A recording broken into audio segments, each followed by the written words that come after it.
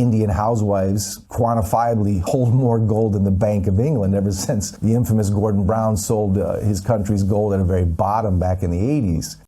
I want to talk today about gold as it's understood in the East versus the West. Right now, there's much ado, much talk about how America, or the West in general, doesn't understand gold quite in the same way that the East does. And the big headlines recently is that the most popular Google search post Silver Friday, or January 30th in the US, was how to sell gold. Whereas in Asia right now, we're seeing massive buying of gold. And that trend is also clearly visible in ETF holdings out of, say, China and India, where it's kind of up and to the right, as we see, whereas the West is thinking, or the US is thinking, we've hit peak gold, it's time to sell. And there are two broad implications behind these ETF signals and these broader discussions. And the first is that perhaps the East just understands gold better than the West.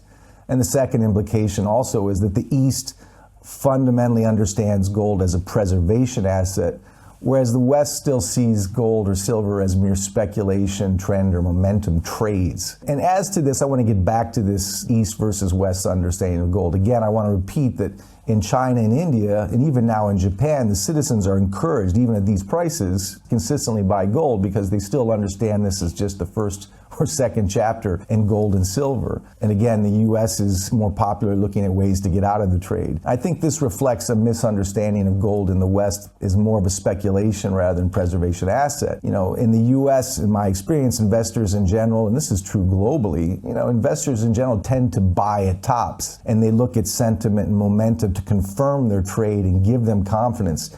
And we've seen this throughout the investing history. Certainly the Nifty 50 stocks in the 1970s, or the junk bond purchases in the 80s, obviously the dot-com stocks in the late 90s, and certainly more recently, we've seen this kind of momentum chasing in crypto and AI stocks. But, there is a reason for this stereotype of the East versus the West and how the East understands precious metals better than the West. The big joke is that Indian housewives quantifiably hold more gold in the Bank of England ever since the infamous Gordon Brown sold his country's gold at the very bottom back in the 80s. But even with the record movement in silver and gold in 2025, the record price highs, the almost daily all-time highs, there's still less than 1% of global allocations to gold. So in all fairness, the misunderstanding of gold goes beyond just the US versus the West or the East versus the West. There's still much evidence, globally, that there is a global misunderstanding of gold.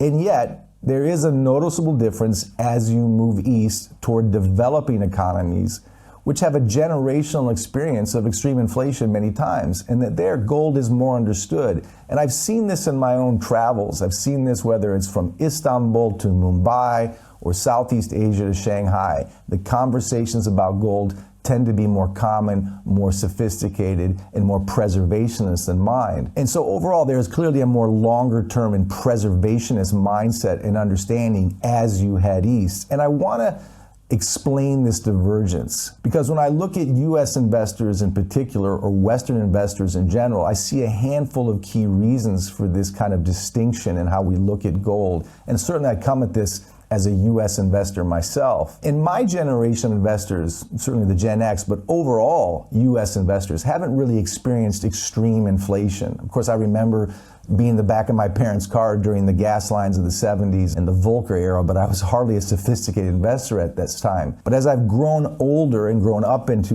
Western investing and looking at the East and the West in general, I know that the US and the West is a generation kind of tied to this post-Oliver Stone, Gordon Gekko culture with an almost kind of iconic interest in equities as an asset and the overall mindset of getting rich rather than preservation thinking. And I certainly think that the Bitcoin and broader crypto narrative is more seductive, say, than gold and silver. And plus, many younger investors, whether it's in the West in general, the US in particular, don't really have wealth to preserve. So they're thinking more about getting rich and creating wealth and going further on that risk branch to find wealth. And I think, again, Bitcoin is a classic example, that seductive siren of Bitcoin for a generation and a mindset still thinking of getting rich rather than preserving wealth. I think another good reason for this distinction or this mindset in the West is that the private wealth or registered investment advisory industrial complex in which we were all reared in the U.S. and the West, has generationally focused on stock and bond diversification. That's the meme, that's the Bible of Western investing. And in that world, for many decades, gold was seen as a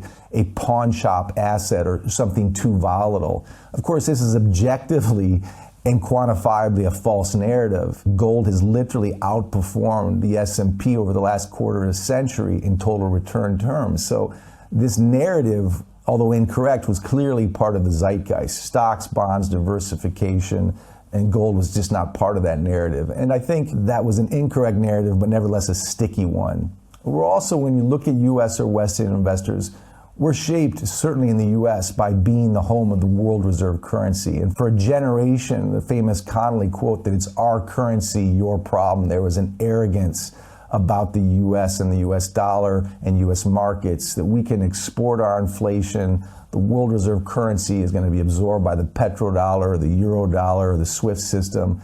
So there was a cognitive dissonance in the U.S. in particular, that tomorrow will be just the same as yesterday, in a sense that U.S. markets, U.S. currencies, U.S. treasuries, everything was too big to fail. We don't need to think about gold as a preservation asset or a counteract or antidote to inflation, because again, our currency, your problem, we're too big to fail. And I think that arrogance is slowly starting to taper, and we'll talk about why. But there's also an education gap in gold. And I don't think this is accidental. I think it's very intentional. It's not circumstantial. I mean, nowhere in my secondary or post-secondary education did we give much focus on gold. Whether this was college economics or MBA programs, the Keynesian model is still the core of the U.S. educational system. The Austrian school, which understands debt risk and hence currency risk and banking risk, is almost non-existent in the U.S. curriculum. And I think finally, Wall Street and its banks, which are the shareholders of the Fed, have always had a vested interest in not pushing gold. And there are two key reasons. The first is that gold is an antagonist to the U.S. dollar and U.S. Treasury. And since the too big to fail banks out of New York are largely tied at the hip with the Fed, there's a deliberate and top-down ignoring of the asset. And I think secondly, and perhaps most importantly for the big banks and their wealth advisory complex and the RIA complex, is there's really no money in gold. You know, since the repeal of Glass-Steagall, which effectively turned banks into hedge funds through fractional reserve banking, banks can invest in all kinds of speculative ventures with depositor cash to get more profit. They're not interested in storing gold for a small fee when they can do private equity programs or bond and stock diversification models that they sell at a fee and get better returns, or at least better income, fee income. So gold just wasn't on their balance sheet as a sexy topic, so they didn't talk about it to their investors. So those are key reasons I think there's been a misunderstanding, deliberate misunderstanding, educationally and even institutionally, about gold, which has been completely proven incorrect in the last 25 years. But these obstacles to owning gold, I think, are slowly breaking down. What we are seeing playing out today is what we've been warning for years at Von Greyerz. You know, the main issues of debt risk, currency risk, banking risk, and historical risk are truly coming home to roost, not just in 2025, but really for the last many years. You know, debt risk is a key issue that we've talked about for years. And this idea that, you know, you can take massive debt and then monetize that debt with mouse-click trillions obviously leads to inflation and the debasement of fiat currencies, which has been one of the core themes we understood decades ago when we began Von Greyerz as an enterprise. We also certainly recognized from the very beginning the issue of banking risk, and we come from banks. Almost all of the partners are former bankers or prime brokered through banks or lived in the banking world. And certainly the banking risk that we were worried about decades ago has been evident over and over. 2008 was a classic example, but we saw 4 of the largest bank failures in our history in 2023. So this banking risk is more than just a headline, it's a reality. Certainly market risk is another reason for gold that we've talked about for decades, and now markets by literally every metric are massively overvalued.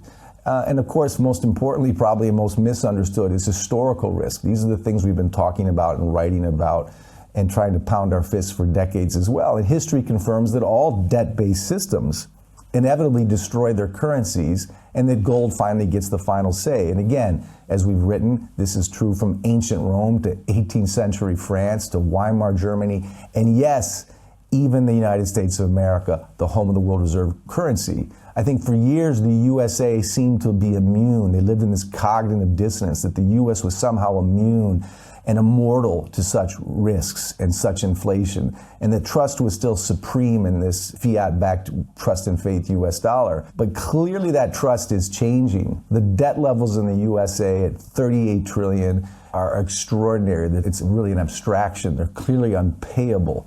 And the deficits in the US increased by 1 trillion every 100 days. So this is becoming more understood, more headline, and more discussed. I think more and more Western investors and US investors in particular are starting to question how QE, which was promised to just be temporary, became QE2, QE3, QE4, Operation Twist, unlimited QE. This addiction to mouse-click money, which prompted sell-offs in the US Treasury, is now becoming more part of the mainstream narrative. Of course, in 2022, when we weaponized the world reserve currency, the world could not ignore the fact that central banks were stacking gold at 3 times the level they were prior to 2022, prior to that weaponization move.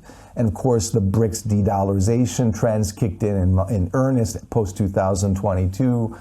The Bank of International Settlements, that the mother of all central banks, has even made gold a tier 1 asset. And more recently, we saw in 2025 how even the big mega banks like Morgan Stanley are recommending gold as a massive allocation, at least a 20% allocation. So these are watershed moves in the understanding and narrative of gold. In short, the eyebrows are starting to raise. And so the West and the US are slowly catching on to the message that we've been talking about for decades. And our message has really been confirmed by these recent signals, but our message has always been the same. Gold is not a speculation asset. It's insurance for openly melting fiat currencies. It is a preservation asset. And since 1971, as we all know, the US dollar has lost more than 99% of its purchasing power when measured against gold. So this message was as true 10 to 20 years ago as it was 10 to 20 minutes ago. We're always looking at the new headlines and the new changes and the new complexities, but the message is as simple as gold itself, which is honest as gold itself, and it's as durable as gold itself. The message consistently stays the same. Gold holds its purchasing power as a genuine store of value. It has no counterparty risk, which is why it needs to be held, as we've said and pounded our fist for decades, it needs to be held in physical form, not in an ETF. There's massive counterparty risk in ETFs. It needs to be stored outside of an openly fractured banking system, of which there's immense amounts of counterparty risk, which we've written and spoken about for years. And physical gold needs to be held in a jurisdiction where gold is a protected asset. You need that legal firewall between your gold and an increasingly centralized counterparty risk of your own increasingly centralized governments. And again, this has been our model for decades at Von Greyerz. You need to own physical, segregated, allocated gold held in your own name outside of an openly distressed banking system. That gold needs to be stored in the safest bedrock private vaults in the world, in a premier gold hub jurisdiction like Switzerland and Singapore, where the rule of law and the structure creates a superior environment for gold ownership, and where the government, frankly, in the jurisdiction has a vested, independent interest in protecting the rights and privacy of gold investors. So again, the world is still not making massive allocations to gold. It's still well below its historical median. That is changing. Clearly, that's a global problem, not just a Western or US problem. But for the reasons discussed above, there is a better preservation mindset understanding in the East than in the West. But I think that's slowly changing as the West gets more aware of the decadence of its debt problem, the debasement of its currency, and the centralization of its governments. The need to own your physical gold outside of that system has never been higher, and that's becoming more known. So those are my thoughts on gold as understood in the East and the West and where the trend is going. We're still very much in the first innings of the gold move or the first chapters of the gold book, but understanding gold as a preservation asset is critical to our thinking and needs to be critical to investor thinking.